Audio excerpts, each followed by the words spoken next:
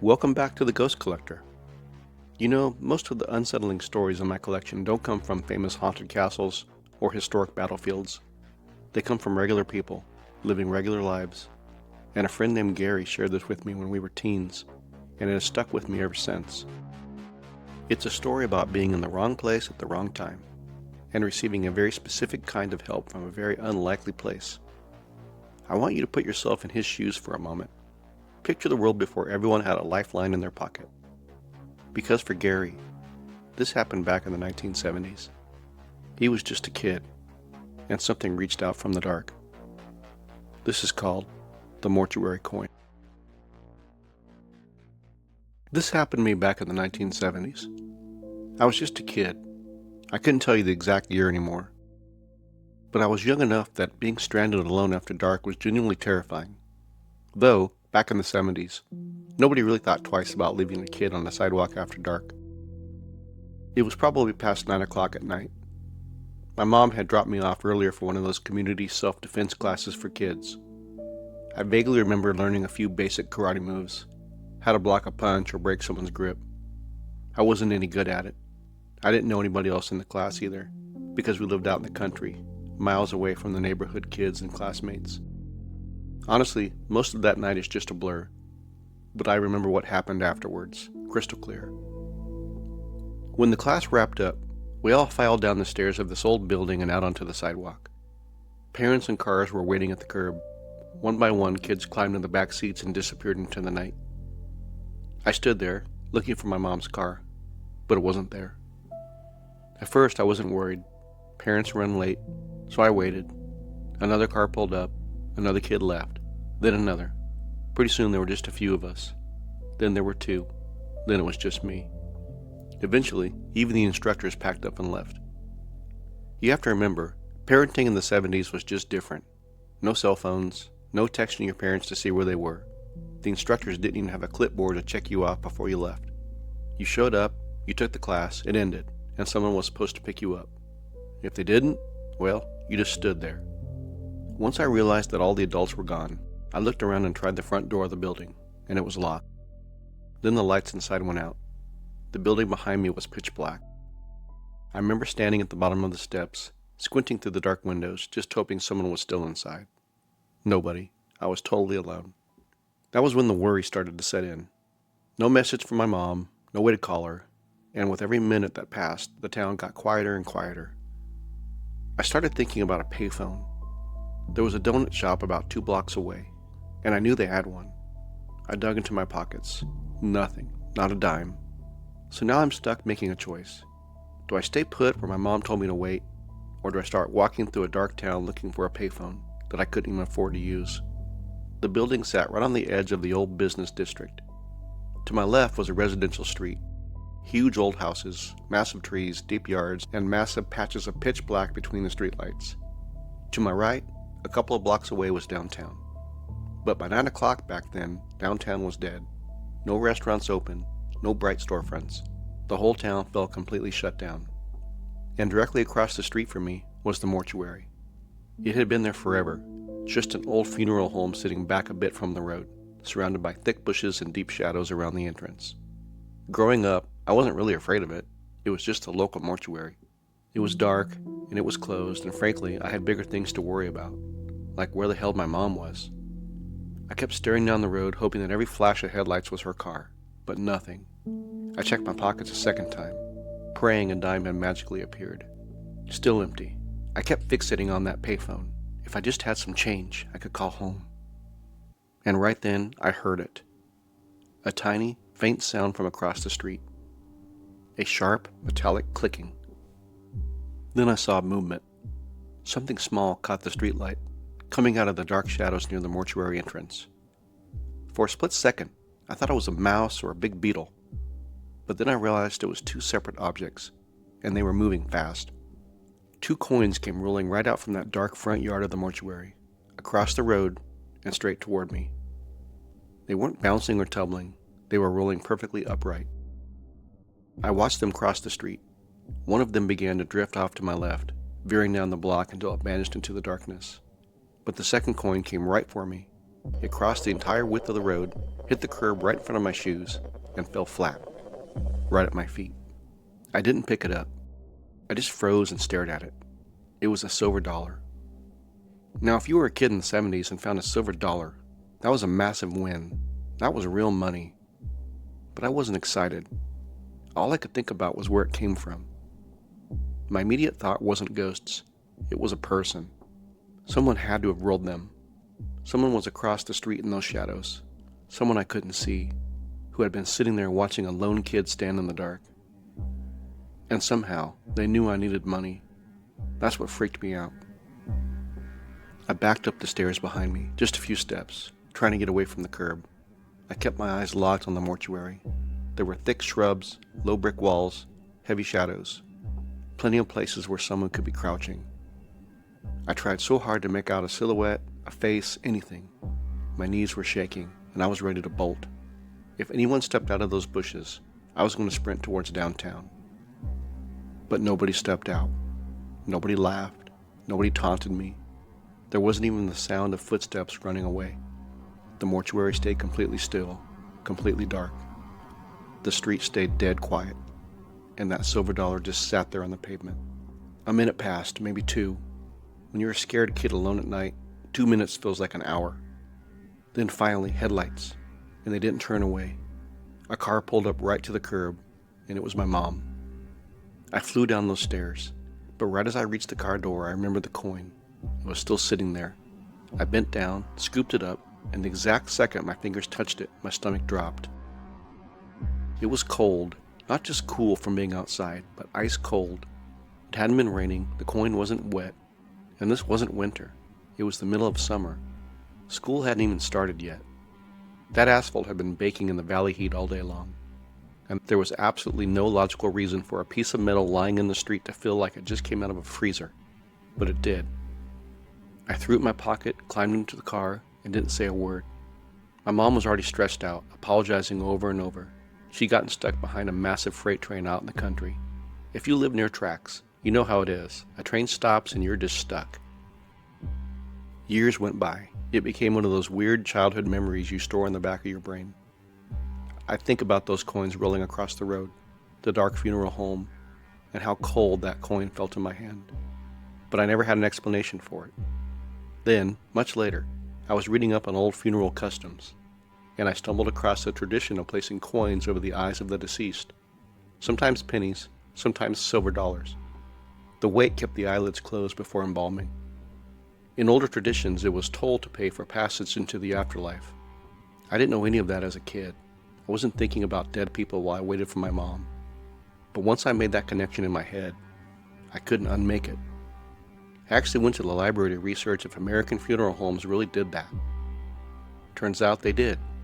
But by the 1970s, it was a totally outdated, old-fashioned practice. Something from a bygone era. So I don't know what happened that night.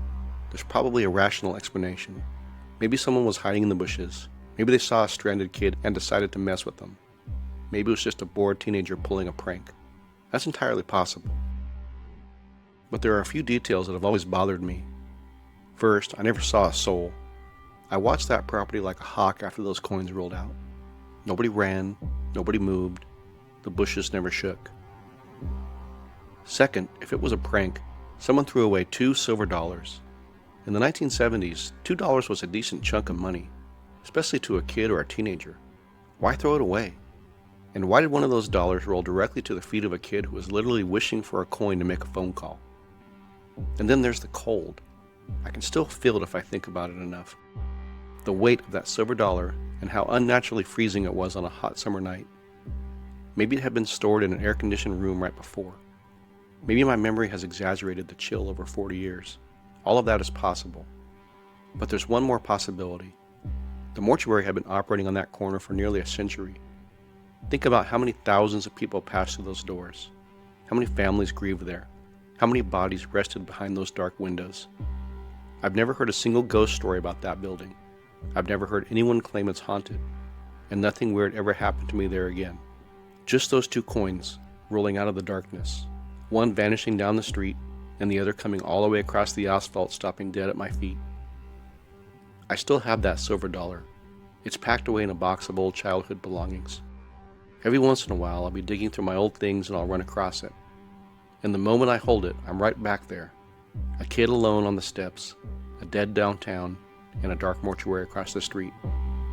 And the faint, metallic sound of silver rolling across the pavement, right when I needed it most.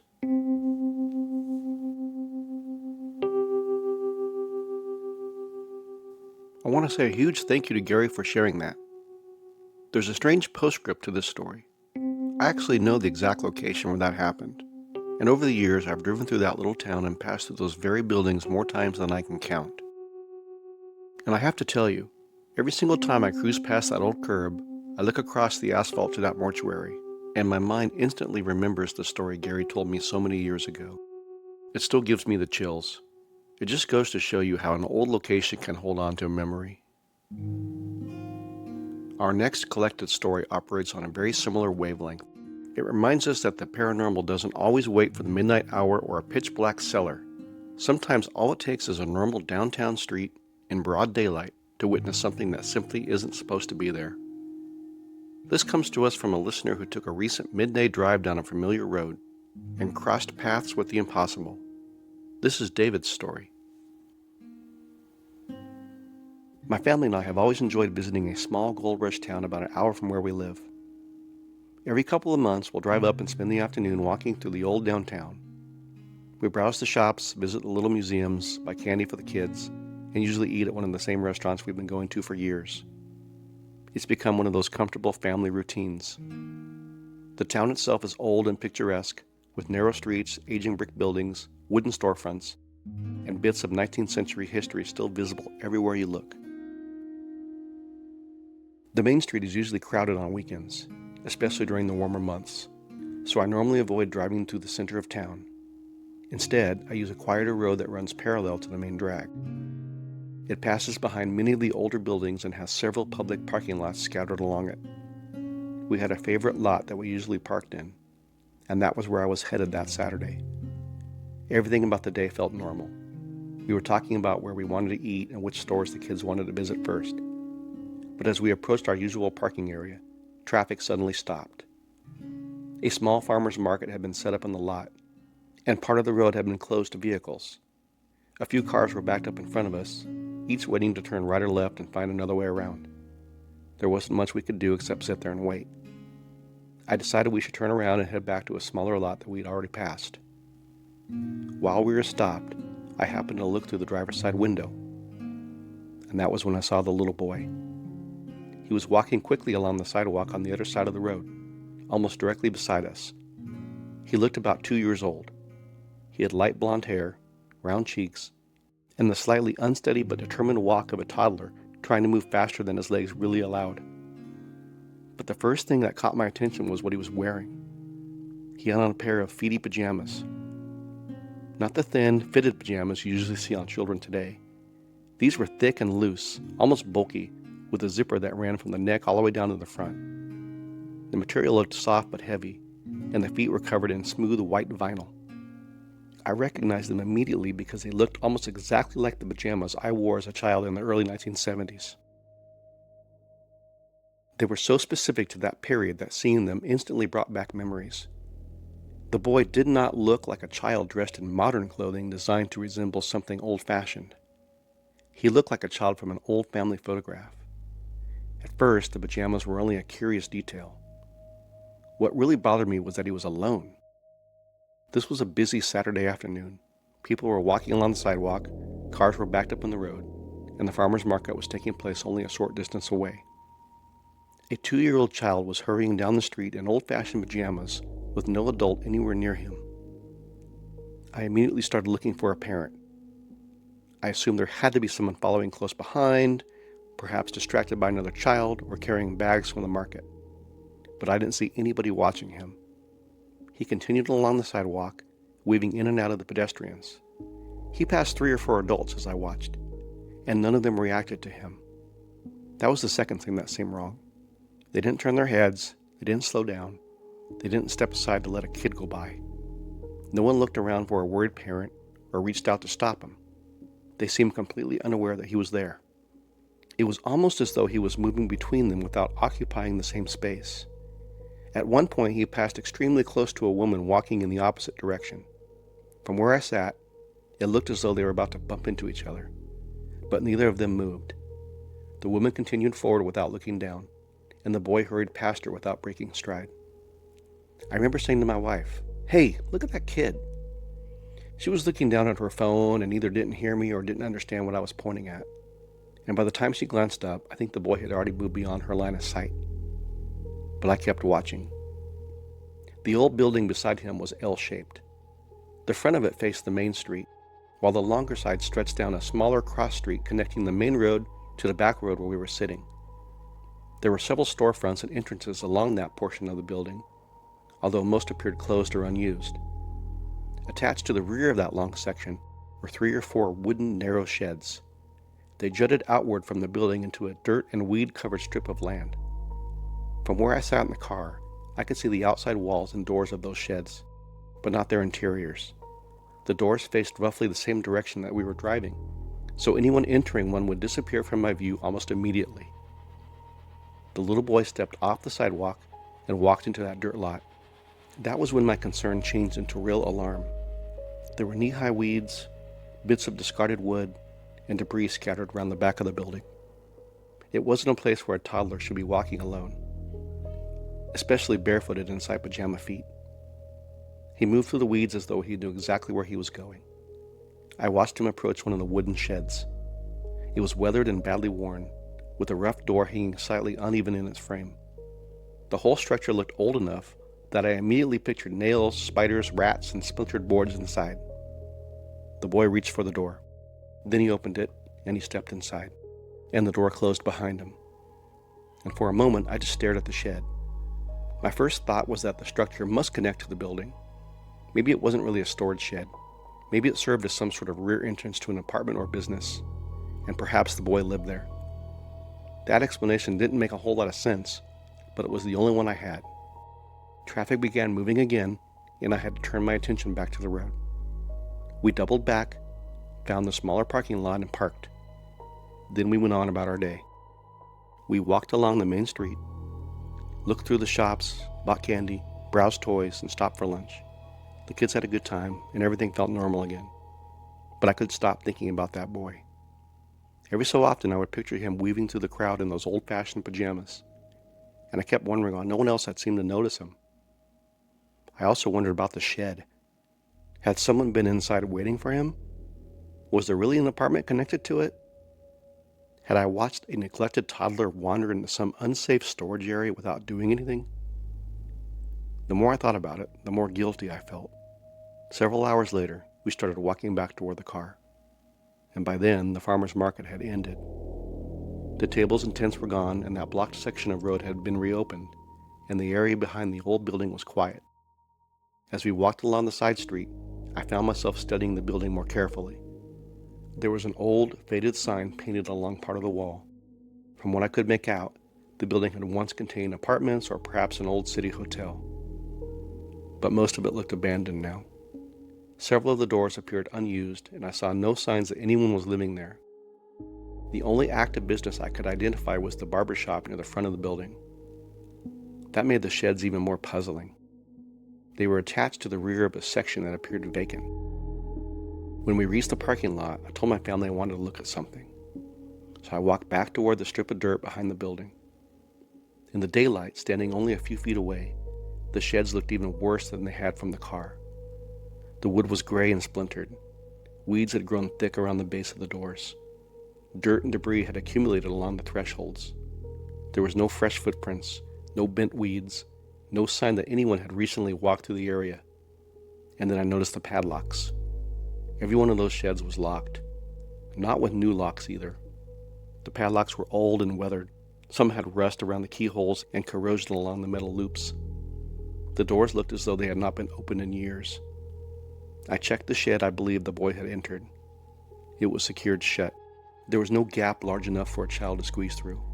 The weeds around the bottom were undisturbed, and a layer of dirt had built up against the door. I looked through the narrow opening between the boards. The inside was filled with old storage. I could see broken furniture, boxes, scraps of lumber, and objects covered in dust. There was no light. There was no interior doorway leading into the main building. It was exactly what it had appeared to be from the road, an old locked storage shed. I stood there for a bit, trying to convince myself that I had mistaken one door for another. Maybe the boy had gone around the corner. Maybe there was an opening I could no longer see. Maybe someone had unlocked the shed, let him inside, and then secured it again while we were downtown. But none of those explanations felt right. I had watched him open the door, I had watched him step inside, and I had watched the door close. I also knew what I had seen on the sidewalk. A young child that should have drawn attention. People should have moved around him. Someone should have stopped him. Yet the crowd behaved as though he weren't there. I have believed in ghosts and the paranormal for most of my life. But belief is different from experience. Before that afternoon, I had never seen anything so clear, solid, and ordinary looking that I could later wonder whether I had actually encountered a person who was no longer alive. The little boy didn't glow. I couldn't see through him. He didn't vanish in front of me. He had simply walked down the sidewalk in a pair of old-fashioned pajamas, entered a locked shed, and was gone. I don't think he came from the Gold Rush era. His clothes were much more recent than that. Based on those pajamas, I would guess that he belonged to the late 1960s or early 1970s.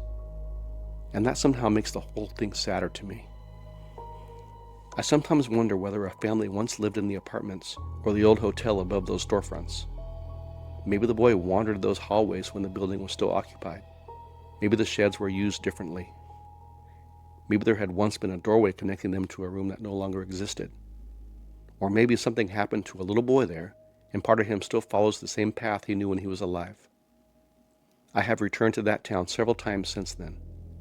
The building's still there, the barbershop's still open, and the sheds still sit behind it, weathered, locked, and surrounded by weeds. Whenever I pass that back road, I look toward the sidewalk. Part of me hopes I will see him again, just so I'll know I didn't imagine it.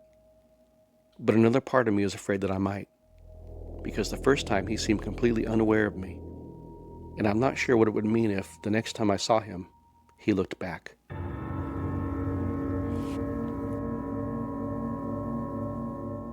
Maybe David saw the ghost of a little boy who once lived in that old building, or maybe there's some ordinary explanation for what he witnessed that afternoon. But somewhere, behind the shops of that little gold rush town, those weathered sheds are still standing, locked, overgrown, and holding whatever stories the building might have left behind. And perhaps every so often, a small boy in old-fashioned pajamas still makes his way down that crowded sidewalk, unnoticed by almost anyone.